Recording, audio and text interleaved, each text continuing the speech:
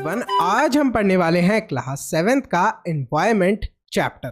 देखो, जो एनवायरमेंट है ना, ये वर्ड आया कहां से है? ये एक फ्रेंच वर्ड था एनवायरर, इससे आया है। और इसका मतलब क्या होता है? नेबरहुड। अगर आसान भाषा में हम लोग एनवायरमेंट की बात करें तो क्या है एनवायरमेंट? वो सारी चीजें जो भी हमारे आसपास हैं वो हमारा क्या है? एनवायरमेंट। जैसे मेरे पास में एक टेबल है, साइड से क्या है, कुछ बेंचेस हैं, तो ये सब क्या है? मेरा एनवायरमेंट है। आप भी अगर स्कूल में बैठते होगे तो आसपास जो टेबल हो गई, बेंच हो गई, क्लासरूम का बोर्ड हो गया, ये सब क्या हो गया? आपका एनवायरमेंट हो गया। ठीक है? अरे भैया, मुझे तो बिल्कुल अच्छे से समझ में आ गया। मतलब हमारे आसपास की जो भी चीजें हैं वो हमारा एनवायरमेंट होती हैं। Components of environment. अब जो एनवायरमेंट है ना, ये भी बहुत सारी चीजों से मिलके बनता है, नेचुरल, ह्यूमन मेड और ह्यूमन। सबसे पहले हम लोग नेचुरल चीजों की बात करते हैं। नेचुरल चीजें क्या क्या होती हैं? जैसे air, water, land, living things. Basically natural वो सारी चीजें होती हैं जिसे इंसान नहीं बनाते हैं। तो नेचुरल चीजें क्या क्या हो गई एनवायरनमेंट के अंदर? एयर, वाटर, लैंड और लिविंग थिंग्स। ह्यूमन मेड, जिन्हें इंसान बनाते हैं, जैसे building, industries, monuments, roads, bridges, parks. ये सारी चीजें ह्यूमन मेड हैं, इंसान बनाते हैं इन सारी चीजों को। फिर ह्यूमंस भी बनाते हैं कुछ इन्वायरमेंट को। अभी ह्यूमन मेड तो ये चीजें थी, अब ह्यूमन का इन्वायरमेंट कौन सा हो गया? जैसे एक अंकल थे, इन अंकल ने शादी करी, शादी करके इनके 2 बेबी हुए, तो ये एक घर में रहने लगे, इन्होंने एक इन्वायरमेंट बना लिया अपना। अब ये अंकल कहीं पर पार्टी करने जाते हैं जहां पर इन्हीं के बहुत सारे रिश्तेदार इकट्ठे हो जाते हैं, तो इन्होंने एक कम्युनिटी बना ली। ये भी क्या हो गया? कि इन्वायरमेंट हो गया। एक रिलीजन वाला इन्वायरमेंट हो गया जहां पर बहुत सारे लोग इकट्ठे हो गए। एजुकेशन वाला एनवायरनमेंट हो गया, जैसे आप स्कूल में गए हो, स्कूल में बहुत सारे बच्चे इकट्ठे हो गए, वहां पर किस चीज का एनवायरनमेंट है? पढ़ने का एनवायरनमेंट। एक इकोनॉमिक एनवायरनमेंट हो गया, इसको भी ह्यूमंस ने क्रिएट करा है। आप बाजार में जाते हो, वहां पर सिर्फ आपको चीजें खरीदते या फिर बेचते हुए लोग दिखेंगे। फिर पॉलिटिकल एनवायरनमेंट भी हो गया, जैसे आपको कहीं पर दिखेगा कि कांग्रेस लीड कर रही है, कहीं पे बीजेपी लीड कर रही है। ये भी सब ह्यूमंस ने क्रिएट करा है, इसको कोई नेचर ने तो क्रिएट करा नहीं है। तो ये भी क्या हो गया? एक ह्यूमन एनवायरनमेंट हो गया। तो आई होप आपको क्लियर होगा कि एक एनवायरनमेंट के क्या क्या कंपोनेंट्स होते हैं, नेचुरल, ह्यूमन मेड और ह्यूमन, सारे क्लियर हो गए होंगे। अच्छा, एनवायरनमेंट के अंदर हमें नेचुरल और ह्यूमन मेड चीजें देखने को मिलती हैं। एनवायरनमेंट के अंदर हमें 2 चीजें और हैं, 2 चीजों का नाम आपको और ध्यान रखना है। एक होती है बायोटिक चीजें और एक होती है एबायोटिक। अब बायोटिक का मतलब क्या? बायोटिक मतलब लिविंग थिंग्स। लिविंग थिंग जैसे कि हम हो गए, प्लांट्स हो गए, ये सब क्या है? लिविंग थिंग्स है, ये भी एनवायरनमेंट का पार्ट होती है। और non living things, non living things जैसे क्या हो गया? लैंड हो गया, जमीन हो गई, it is a non living. Air क्या हो गई? Non living. वाटर क्या हो गया? Non living. लेकिन जो लिविंग थिंग्स हैं वो नॉन लिविंग थिंग्स पे डिपेंड करती है। कैसे? अच्छा ये बताओ, क्या आप एयर के बिना जिंदा रह सकते हो? बिल्कुल नहीं। तो हम लोग क्या है? नॉन लिविंग थिंग पे डिपेंड कर रहे हैं। बायोटिक चीजें किस पे डिपेंड कर रही हैं? एबायोटिक चीजों पे। तो यहां पर बायोटिक और एबायोटिक मतलब लिविंग और नॉन लिविंग थिंग्स एक साथ मिलकर रहती हैं एनवायरनमेंट के अंदर। नेचुरल एनवायरनमेंट, नेचुरल एनवायरनमेंट के अंदर हमें देखने को मिलता है कि कैसे लिविंग थिंग्स और नॉन लिविंग थिंग्स आराम से नेचर के अंदर रह रही हैं। अब जब नेचुरल एनवायरनमेंट की बात कर रहे हैं तो जैसा मैंने अभी आपको ऊपर समझाया था कि इसके अंदर कोई भी इंसानों की दखल अंदाजी नहीं होती, मतलब ह्यूमन बीइंग्स यहाँ पर कुछ भी चेंज नहीं लाते। जैसे एक नदी है जिसके आसपास ऐसे पेड़ उग रखे हैं, तो ये क्या हो गया? एक नेचुरल एनवायरनमेंट हो गया। अब यहाँ पर जो पेड़ हैं ये क्या है? लिविंग थिंग्स हैं। और ये क्या? नॉन लिविंग थिंग्स के साथ रह रहे हैं। नॉन लिविंग थिंग्स क्या? यहाँ पर वाटर हो गया, लैंड हो गया, इसके साथ रह रहे हैं। अच्छा, land, water, air, plants, animals, ये सब क्या है? नेचुरल एनवायरनमेंट का पार्ट है। जो नेचुरल एनवायरनमेंट है इसको भी हमने डिवाइड करा हुआ है 4 कैटेगरीज के अंदर। बेसिकली लिथोस्फेयर, हाइड्रोस्फेयर, एटमॉस्फेयर और बायोस्फेयर। अब देखो, लिथोस्फेयर किसे बोलते हैं? ये जो जमीन वाली जगह हो गई इसको बोलेंगे लिथोस्फेयर। हाइड्रोस्फेयर जो पानी पानी वाली जगह हो गई इसको हाइड्रोस्फेयर। एटमॉस्फेयर ये जो हवा वाली जगह हो गई इसको एटमॉस्फेयर। ये तीनों चीजें जहां पर मिलती हैं आकर उसको बोलते हैं बायोस्फेयर। ये हमारी बुक के अंदर भी डायग्राम दे रखा है, लेकिन ये थोड़ा क्लियर नहीं है इसलिए मैंने आपको ये डायग्राम दिया, इससे जल्दी समझ में आएगा। लिथोस्फेयर जमीन वाली जगह, पानी वाली जगह हाइड्रोस्फेयर, हवा वाली जगह एटमॉस्फेयर, जहां पर ये तीनों चीजें मिल गई, लिथो, हाइड्रो और एटमॉस्फेयर, ये तीनों चीजें मिल गई, उसको बोल दिया बायोस्फेयर। अब इसको बायोस्फेयर क्यों बोला गया? क्योंकि यहां पर आसानी से लिविंग चीजें रह सकती है। जैसे देखो पेड़ है, यहां पर आसानी से ग्रो हो सकता है। पेड़ को उगने के लिए क्या चाहिए? हवा भी चाहिए, जमीन भी चाहिए और पानी भी चाहिए। तो आई होप आपको क्लियर हो गया होगा कि एटमॉस्फेयर क्या होता है, हाइड्रोस्फेयर क्या होता है और लिथोस्फेयर क्या होता है। जरा डिटेल में पढ़ते हैं हम लोग लिथोस्फेयर के बारे में। लिथोस्फेयर बेसिकली हम ये तो समझ गए हैं कि लिथोस्फेयर किसका पार्ट है? लैंड का पार्ट है। अब जो लिथोस्फेयर है इट इज सॉलिड क्रस्ट, मतलब अगर आप जमीन के ऊपर देखोगे तो ये सॉलिड क्रस्ट लिथोस्फेयर की होती है। और इसको हम लोग ये भी बोल सकते हैं कि हार्ड टॉप लेयर है अर्थ की।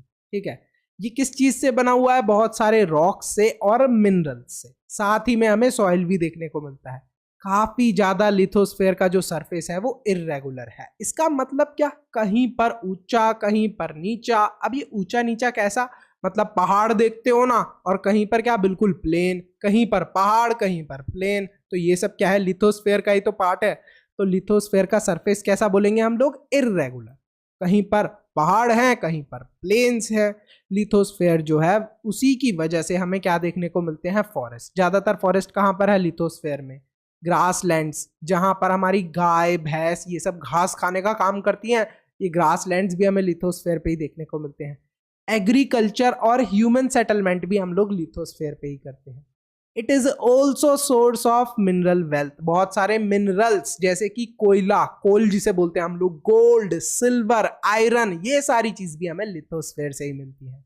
आई होप अब आपको ये चीज क्लियर होगी। नेक्स्ट है hydrosphere, the domain of water. Basically पानी वाली जगहें हम लोग बोलते हैं उन्हें हाइड्रोस्फेयर। ठीक है, हाइड्रोस्फेयर के अंदर क्या क्या चीजें आ जाती हैं? रिवर, लेक, सी, ओशन, ये सारी चीजें आ जाती हैं। मतलब एक बड़ा सा ओशन वो भी हाइड्रोस्फेयर कहलाएगा, एक छोटी सी रिवर वो भी हाइड्रोस्फेयर कहलाएगी, और यहाँ पर बहुत सारे ऑर्गेनिज्म रहते भी हैं। बहुत ज्यादा जरूरी है हाइड्रोस्फेयर हर एक ऑर्गेनिज्म के लिए, जो पानी के अंदर रहता है उसके लिए भी और जो पानी के बाहर रहता है उसके लिए भी। हमारे लिए कैसे हम पीते हैं ना पानी को, और प्लांट्स के लिए भी जरूरी है, प्लांट्स को भी तो पानी की जरूरत पड़ती है। तो आई होप आपको पता चला होगा कि हाइड्रोस्फेयर भी बहुत इंपॉर्टेंट है। उसके बाद एटमॉस्फेयर। एटमॉस्फेयर की हम लोग बात करें तो व्हाट इज एटमॉस्फेयर? ये हमारी अर्थ है। अर्थ के बाहर ये जो आप देख रहे हो ना व्हाइट व्हाइट कलर की लेयर, ये किस चीज की लेयर है? ये एयर की लेयर है, और इसी चीज को हम लोग एटमॉस्फेयर बोलते हैं। हमारी अर्थ के चारों तरफ ऐसी एयर वाली लेयर को हम लोग बोलते हैं एटमॉस्फेयर। जैसे आप सब ने चॉकलेट खाई होगी, चॉकलेट के ऊपर रैपर होता है ना, फिर हम खोलते हैं उस रैपर को, फिर चॉकलेट खाते हैं। ऐसे ही अर्थ के ऊपर भी एक लेयर है बहुत सारी गैसेस की, बहुत सारी एयर की, जिसे हम लोग एटमॉस्फेयर बोलते हैं। अब ये जो एटमॉस्फेयर है ये वाकई में बहुत अच्छी है। अब ये जो एटमॉस्फेयर है ये वाकई में बहुत अच्छी है। कैसे अच्छी है? ये देखो, हमारी अर्थ है, इसके बाहर एटमॉस्फेयर है। डायरेक्टली जो सनलाइट आती है वो बहुत ज्यादा हार्मफुल होती है। जो सनलाइट की रेज होती है ना, सूरज की जो रोशनी होती है, वो बहुत हार्मफुल होती है। लेकिन जैसे ही वो एटमॉस्फेयर के अंदर आती है वो वापस रिफ्लेक्ट बैक हो जाती है। यूवी रेस क्या हो जाती हैं? रिफ्लेक्ट बैक हो जाती हैं। ये देखो, डायरेक्टली बिल्कुल खतरनाक वाली रेज आ रही है सूरज से, जैसे ही वो एटमॉस्फेयर के नजदीक आई टकराकर वापस चली गई। तो आई होप आपको पता चला होगा कि एटमॉस्फेयर कैसे यूजफुल है, क्योंकि वो हमें सन की हार्मफुल रेस से भी प्रोटेक्ट करता है। ये देखो, डायग्राम को देख लो, बहुत सारी गैसेस आती हैं एटमॉस्फेयर के अंदर, डस्ट भी होती है एटमॉस्फेयर के अंदर, और वाटर वेपर्स भी देखने को मिलते हैं। The change in the atmosphere, अगर एटमॉस्फेयर के अंदर कभी भी कुछ भी बदलाव आता है, उसकी वजह से हमें वेदर और क्लाइमेट के अंदर भी बदलाव देखने को मिलता है। मतलब अगर एटमॉस्फेयर के अंदर थोड़ा सा भी चेंज आएगा तो हमारा वेदर और क्लाइमेट बदल जाएगा। सर्दी और गर्मी हमें देखने को मिलती है बिकॉज ऑफ एटमॉस्फेयर के अंदर जो भी चेंजेस आते हैं उनकी वजह से। बारिश भी इसी वजह से होती है। अब बात करते हैं बायोस्फीयर की, जो लास्ट वाला है हमारा। देखो, मैंने आपको स्टार्टिंग में तो समझा ही दिया है, जहां पर एटमॉस्फेयर, लिथोस्फेयर, हाइड्रोस्फेयर, ये तीनों चीजें मिल जाती हैं, उस जगह को हम लोग बोलते हैं बायोस्फेयर। बायोस्फेयर के अंदर प्लांट, एनिमल्स मजे से रह पाते हैं, और इसको हम लोग बायोस्फेयर को द लिविंग वर्ल्ड भी बोलते हैं। लिविंग वर्ल्ड क्यों बोलते हैं? क्योंकि यहाँ पर प्लांट्स अच्छे से ग्रो हो पाते हैं। देखो, प्लांट्स यहाँ पर ग्रो हो रहा है, प्लांट को यहाँ पर वाटर भी मिल रहा है, और साथ में एटमॉस्फेयर से बहुत सारी एयर भी मिल रही है और लिथोस्फेयर से लैंड भी मिल रहा है। अगर सिर्फ एक ही चीज होगी जैसे हाइड्रोस्फेयर हाइड्रोस्फेयर है तो यहाँ पर सारे एनिमल्स और प्लांट्स नहीं रह पाएंगे। सिर्फ लैंड ही लैंड होगा, वहां पर पानी नहीं है तो कैसे कोई रह पाएगा? क्या बिल्कुल नहीं रह पाएगा। तो इन तीनों चीजों का होना बहुत जरूरी है और जब ये तीनों चीजें एक जगह पे मिल जाती हैं उस जगह को हम लोग बायोस्फीयर बोलते हैं। It is the narrow zone of the earth where land water and air interact, मतलब जहां पर लैंड वाटर और एयर इंटरैक्ट करते हैं उसी चीज को हम लोग बोलते हैं बायोस्फीयर, और यहीं पर हमें लाइफ भी देखने को मिलती है। अब बात करते हैं इकोसिस्टम की। What is ecosystem? देखो, इकोसिस्टम का मतलब ये होता है कोई भी ऑर्गेनिज्म अपने आसपास के एनवायरनमेंट के अंदर जब रहने लगता है तो वो एक इकोसिस्टम बना लेता है। जैसे ये एलिफेंट है, अब ये आसपास यहाँ पर जो पेड़ है यहाँ से पत्ती वगैरह खाएगा ले लेके, तो ये क्या हो गया? इसका इकोसिस्टम हो गया। अब हम फिशेस की बात करें तो फिश क्या रहती हैं? पानी के अंदर रहती हैं। यहाँ पर पानी के अंदर कुछ ना कुछ ये खाती होंगी, घास वगैरह खा लेती होंगी या दूसरी फिशेस को खा लेती होंगी, तो ये इनका इकोसिस्टम हो गया।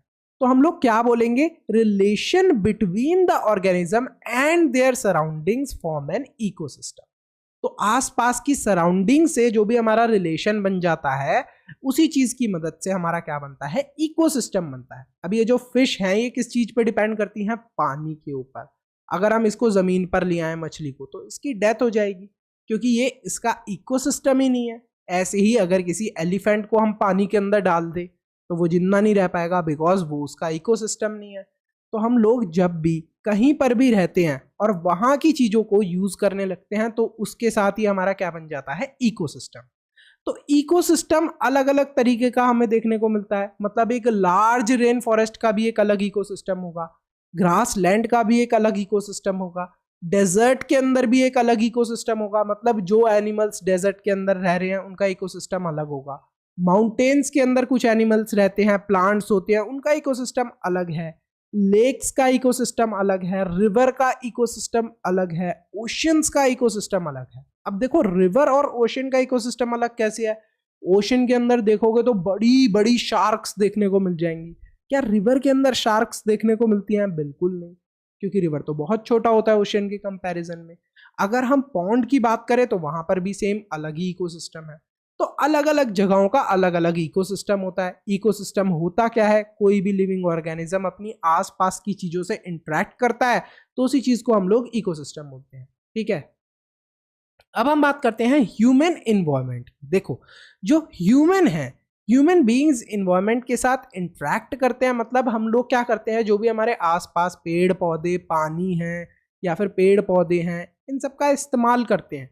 लेकिन कुछ समय बाद हम इनके अंदर कुछ चेंजेस भी लाने लगते हैं। मतलब इनको मॉडिफाई भी करने लगते हैं अपनी ज़रूरत के अकॉर्डिंग। जैसे हमने क्या करा, ज़मीन को अच्छे से क्लीन करके वहाँ पर बड़ी सी बिल्डिंग बना दी और उसको बना दिया हमने स्कूल।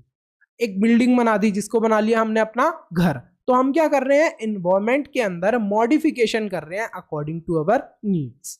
कुछ समय के बाद जो ह्यूमंस हैं, हम लोगों की नीड्स मतलब ज़रूरतें बढ़ने लगी। क्या हुआ? जैसे आप यहाँ पर देख सकते हो अर्ली मैन को। पहले लोग कैसे रहा करते थे? पत्ते वत्ते लपेट कर और यहाँ पर ऐसे डंडा वंडा लेकर। लेकिन आजकल लोग कैसे कपड़े पहनने लगे हैं? इस टाइप के। तो इन कपड़ों को बनाने के लिए मशीन्स की ज़रूरत पड़ने लगी, तो इन्वायरमेंट के अंदर हमें और चेंज लाना पड़ा।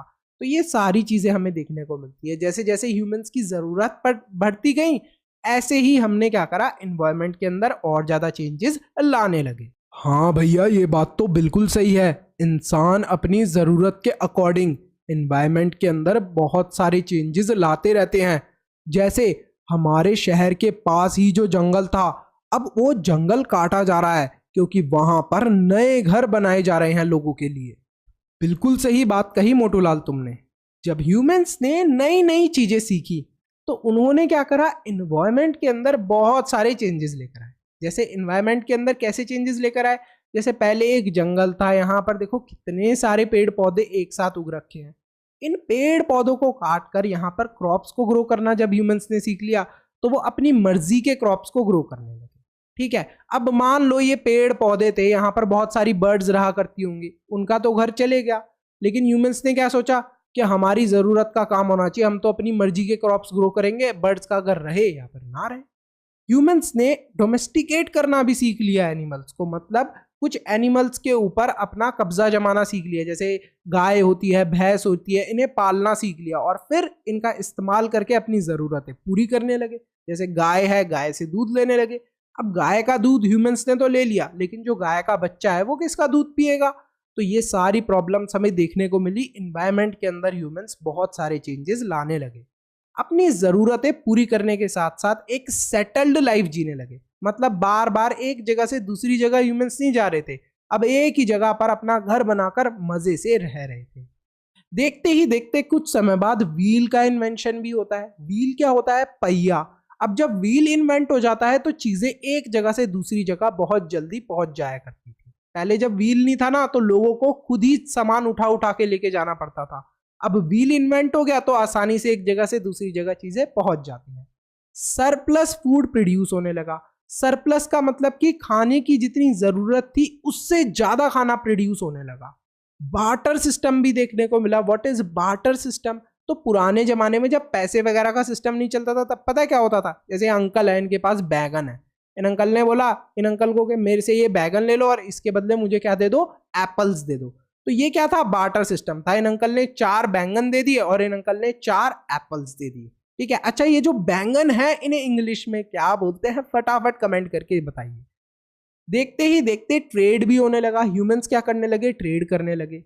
कॉमर्स डेवलप हो गया, मतलब कि लोग बाजार जाने लगे, वहां से सामान खरीदने लगे। तो देख रहे हो आप एनवायरमेंट के अंदर कैसे ह्यूमंस चेंजेस ला रहे हैं अपनी जरूरत के अकॉर्डिंग। कुछ समय बाद बहुत बड़ी बड़ी इंडस्ट्रीज बनने लगी, फैक्ट्रीज बनने लगी, जिसकी वजह से लार्ज स्केल प्रोडक्शन होने लगी। लार्ज स्केल प्रोडक्शन तो हो रही थी ह्यूमंस की जरूरत पूरी करने के लिए, लेकिन एनवायरमेंट को कितना ज्यादा नुकसान हो रहा था ये कोई भी नहीं देख रहा था। ये देखो आसपास का एनवायरनमेंट कितना गंदा हो गया है। रिवर कितनी गंदी कर दी है। कोई भी मछली यहां पर जिंदा रह सकती है क्या? बिल्कुल नहीं रह सकती। पेड़ देखो सारे कितने खराब हो गए हैं। ट्रांसपोर्टेशन देखते ही देखते फास्ट हो गई। जब ट्रांसपोर्टेशन फास्ट हुई तो जंगलों को काट के वहां पर रोड्स भी बनने लगी। तो वहां का जो जंगल वाला एनवायरनमेंट था, मतलब जो भी एनिमल्स जंगल के अंदर रहा करते थे उनका भी घर चले गया। जो जंगल के अंदर पेड़ उगा करते थे वो भी हट गए। Information revolution made communication easier and speedy across the world.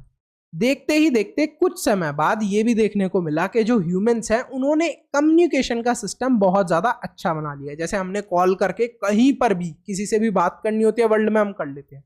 WhatsApp से मैसेज कर दो, व्हाट्सएप से वीडियो कॉल कर लो, क्या आप अपने सिंपली फोन से भी कॉल कहीं पर भी वर्ल्ड में कर सकते हो।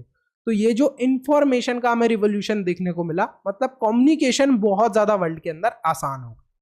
लेकिन इन सारी चीजों में अच्छी चीजें भी हुई और गलत चीजें भी हुई, और एनवायरनमेंट को बहुत ज्यादा हमने नुकसान भी पहुंचाया। मतलब जो आसपास के हमारे पेड़ पौधे एनिमल्स थे उनको काफी ज्यादा नुकसान हुआ, जैसे जैसे हम लोगों ने इंप्रूवमेंट करी है। तो यहीं पर हमारा चैप्टर खत्म होता है। आप सबके लिए एक सवाल है कि इकोसिस्टम क्या होता है? Comment section